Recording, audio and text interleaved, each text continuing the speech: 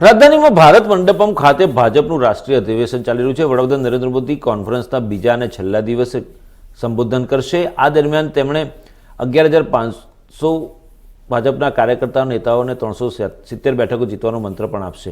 સંમેલનના પ્રથમ દિવસે એક રાજકીય ઠરાવ વિકસિત ભારત મોદીની ગેરંટી પસાર કરવામાં આવ્યો હતો। ઠરાવમાં કહેવામાં આવ્યું છે કે મોદી સરકારના 10 વર્ષમાં રામ રાજ્યના વિચારને વાસ્તવિકતા બનાવી છે। શનિવારે રાષ્ટ્રીય પદાધિકારીઓની બેઠક સાથે સંમેલનની શરૂઆત થઈ હતી।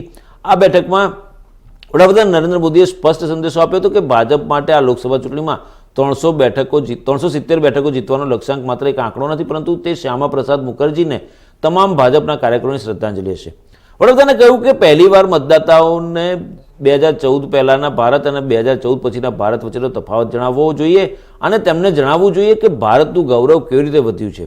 મહિલા મતદારો અમારા માટે માત્ર મતદાતા નથી, તે છેલ્લા 10 વર્ષમાં અમારી સરકારે જે પ્રકારનું કામ કર્યું છે તે જોઈને આપણે આ ચૂંટણીમાં માતા બહેનોના આશીર્વાદ મેળવવા વધુ સક્રિય થવું પડશે। તેમણે વધુમાં કહ્યું કે આ વખતે લોકસભાની ચૂંટણીમાં ભાજપનું ચૂંટણી ચિહ્ન કમળ પાર્ટીના ઉમેદવાર હશે। આ સાથે પીએમએ દરેકને પોતાની જીત સુનિશ્ચિત કરવા હાકલ કરી હતી। સંમેલનના પહેલા દિવસે કેન્દ્રીય મંત્રી રાજનાથસિંહે ખેડૂતો વિશે વાત કરી હતી। તેમણે કહ્યું કે એનડીએ સરકારે ખેડૂતો અને કૃષિ ક્ષેત્ર માટે કેન્દ્રમાં અગાઉની તમામ સરકારો કરતાં વધુ કામ કર્યું છે। આ સરકારે છેલ્લા 10 વર્ષમાં ખેડૂતોના હિતમાં ઘણું કામ કર્યું છે। ખેડૂતોને ખાતર પાછળ સૌથી વધુ ખર્ચ કરવો પડે છે। આજે વિશ્વભરમાં યુરિયાની એક થેલીની કિંમત 3,000 રૂપિયા છે, પરંતુ આપણા દેશમાં તે 300 રૂપિયા પ્રતિ થેલીના ભાવે મળે છે।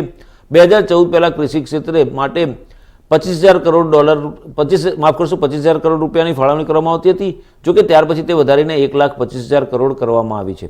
છેલ્લા 10 વર્ષમાં ખેડૂતોને એમએસપી તરીકે અંદાજે 18 લાખ કરોડ રૂપિયા મળ્યા છે।